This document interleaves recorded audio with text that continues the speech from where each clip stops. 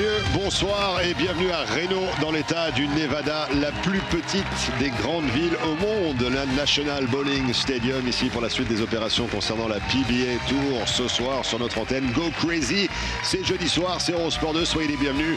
L'ambiance bat son plein ici et l'ambiance bat son plein également sur notre antenne en compagnie d'un des membres de la PBA, le président de l'association Bowling Promotion, c'est Bruno Bidon, il est là ce soir. Bonsoir Bruno. Bonsoir Marc et je suis ravi de vous retrouver encore pour cette nouvelle étape du circuit pro américain.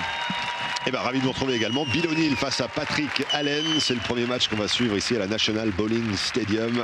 Ah oui, le National. Un site un petit peu pas comme les autres, on en parlait hors antenne tout à l'heure. C'est vrai qu'on connaît tous les deux la ville de Reno. On a dépensé beaucoup de dollars d'ailleurs au casino, il ne faut pas le dire, je ne le dirai pas à votre femme.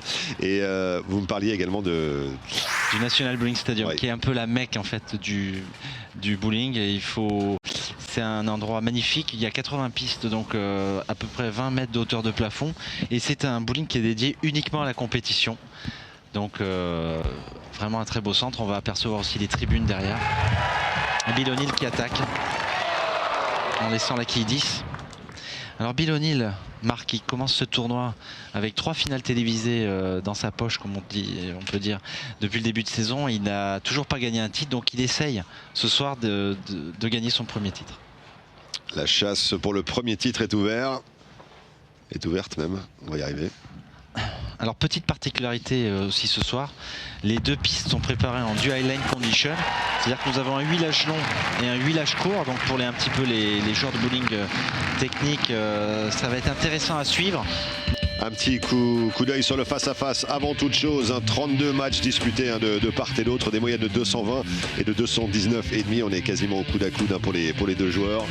Et puis le score maximum entrepris par Bill O'Neill, c'est 278 face aux 279 de Patrick Allen. On est quasiment sur des valeurs similaires. Ouais.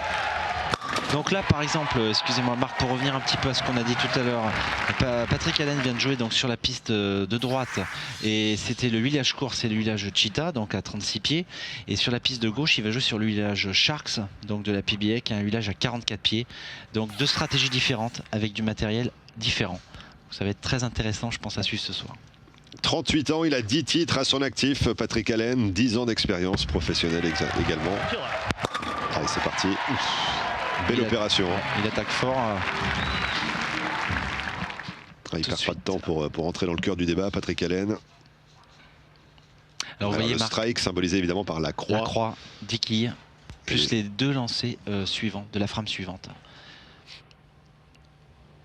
Et donc, comme je vous disais Marc tout à l'heure, on aperçoit les tribunes derrière. Vous voyez, c'est quand même un stadium. Très très belle salle. Ah oui, belle réplique également pour Bill O'Neill. Revient la chasse à la charge. Mais ce strike à la deuxième frame, il a déjà moins 20, moins 10. Je me sens très très bien pour l'instant, les choses n'auraient pas pu mieux se passer. Vous savez, j'ai eu quelques mauvais coups à la télévision, mais ça ne change pas la régularité que j'ai depuis 3 mois. Je vais m'habituer à la situation télévisuelle, je vais gagner, c'est une question de temps, c'est tout. Alors ça c'est intéressant ce que nous dit justement Bill O'Neill, c'est la pression qu'on subit en plus lorsqu'on fait les apparitions télévisées, puisqu'on a des caméras dans tous les sens, des lumières, etc. Et ça c'est vraiment quelque chose qu'il faut gérer en plus, le son normal. C'est-à-dire que vous êtes seul à jouer face à du public et vous réagissez en général un petit peu différemment que pendant la semaine de compétition où tout le monde joue en même temps. Bon, il y a les règles des priorités bien évidemment, mais il y a plus de bruit, donc là vous sentez la tension, comme on dit. Il n'a jamais remporté de titre, mais il a été plusieurs fois sur le podium virtuel, on va dire. Et vous avez joué justement à la PBA aux États-Unis, Bruno. J'ai été donc moi dans les années 2002-2003. Donc c'était pas le tour exempt comme on a discuté hors antenne. C'était un petit peu plus ouvert. Là maintenant c'est un circuit fermé où il y a que 64 joueurs. Et bon, j'ai vraiment bien appris et je dois y retourner l'année prochaine pour votre information. Alors envoyez vos dons, vos donations à Bruno Binos. Non, mais je retourne l'année prochaine. Alors Patrick Allen vient de mettre un doublé, donc il a plus 10. S'il fait un strike, il aura 60 à la deuxième frame, donc déjà plus 20. Alors est-ce qu'il va faire un strike sur le huilage court? Ah non, il a un petit peu écarté. On est très très proche de la rigole. Et il n'a pas joué la boule au même endroit que sur la première frame, donc il a laissé ses deux quilles. 79% de spare. à plusieurs quilles. Allez, pas de problème pour lui et le spare obtenu donc dans cette troisième frame. Coach Herb, Papa Lou, hope you guys are doing all right. Voilà, ça aussi c'est une des grosses nouveautés, hein, les joueurs qui portent des microphones comme cela pour récupérer un petit peu l'ambiance à chaud après une prestation, un passage sur la piste.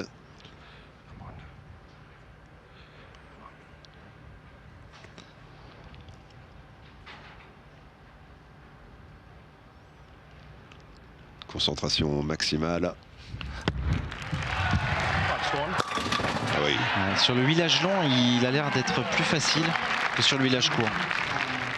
Donc il utilise deux boules différentes, hein, Patrick Allen. Il a une boule mat en fait sur la piste huilage long, le Sharks, et une boule polie sur le huilage court. Ouais, c'est très propre, très lisse, et la finition est parfaite.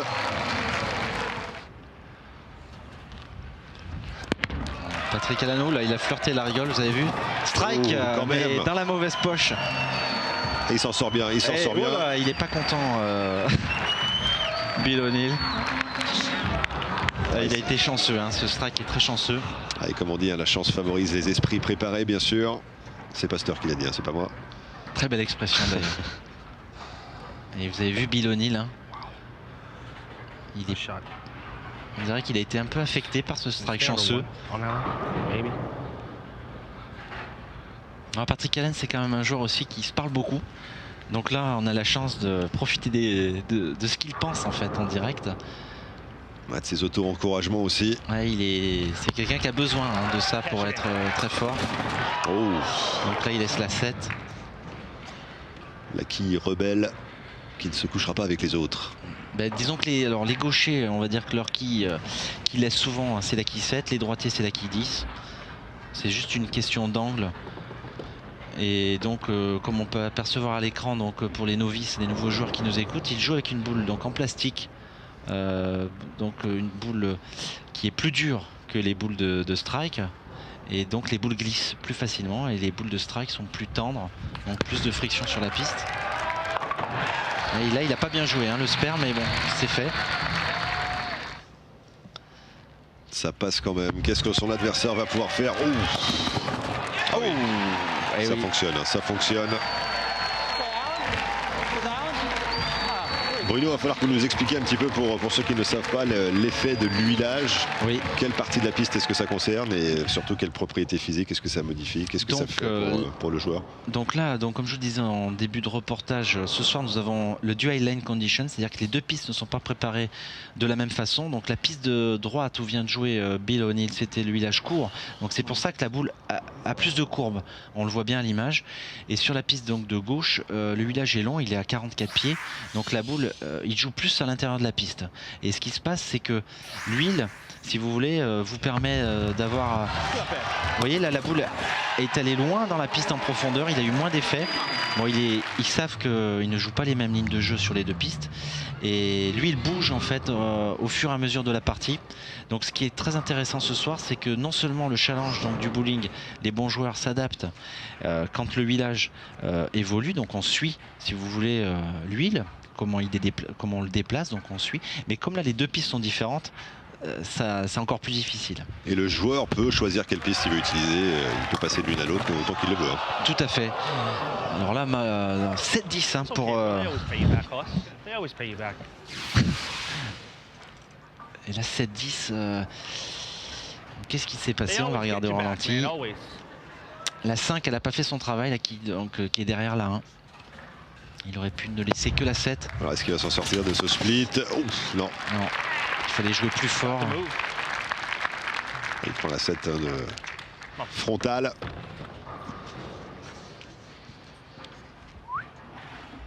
Ah, je ne sais pas ce que c'est.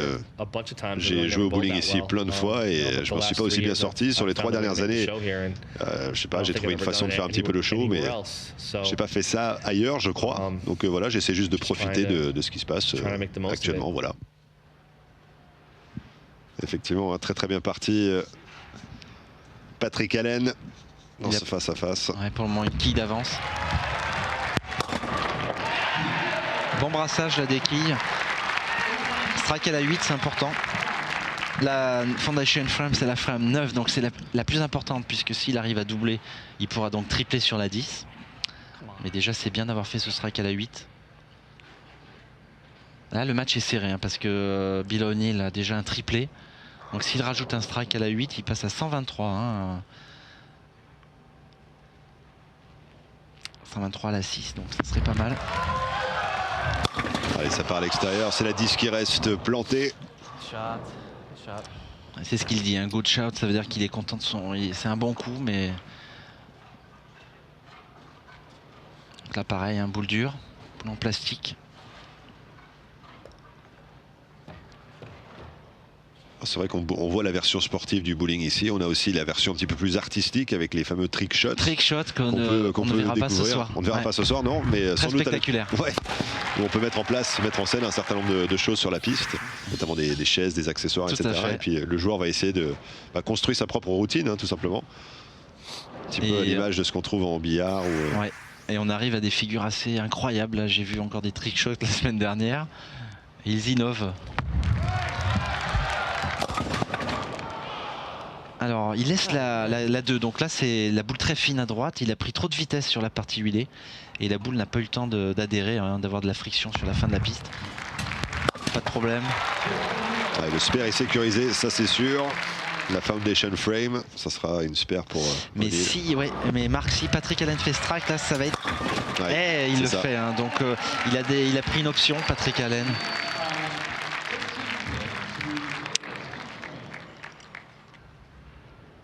Alors là, s'il fait strike sur la 10e frame... Ah oui, là c'est... Des hurlements de joie justifiés effectivement pour Patrick Allen. Il trouve du confort dans ses mains, son adversaire. Il est bien placé, le Big Four comme on dit. Ça c'est un gros split, mais c'est fait, hein. Le match était déjà gagné, hein, avant cette boule. Et des petits problèmes de doigts apparemment à la main, Bill O'Neill. Donc Patrick Allen ira affronter un collègue à moi, Chris Barnes, que je connais bien, dans le match suivant.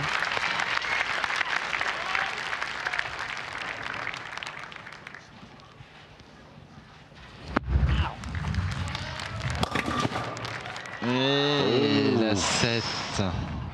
Il a laissé la 10 tout à l'heure, maintenant il laisse la 7. On est dans les extrémités avec Bill O'Neill ce soir. Allez, c'est parti. J'espère. Ouais. Et une victoire donc pour Patrick Allen qui continue sa quête, hein, tout simplement, vers peut-être son 11e titre de sa carrière. Et là, vous voyez qu'il a changé de boule juste pour le test, hein, pour voir si elle réagit mieux. Hein, donc c'est dommage, puisque cette boule aurait pu faire la différence. Il n'a pas utilisé, il n'a pas osé peut-être l'utiliser. Allez, c'est cruel l'élimination ici pour Bill O'Neill qui essayait de remporter sa première victoire sur le circuit PBA de sa carrière. Patrick Allen, quant à lui, va continuer. Et quant à nous, eh bien, on va effectuer une petite pause et on va se retrouver pour la suite. Patrick Allen face à Chris Barnes, le copain de Bruno Bidon. A tout de suite.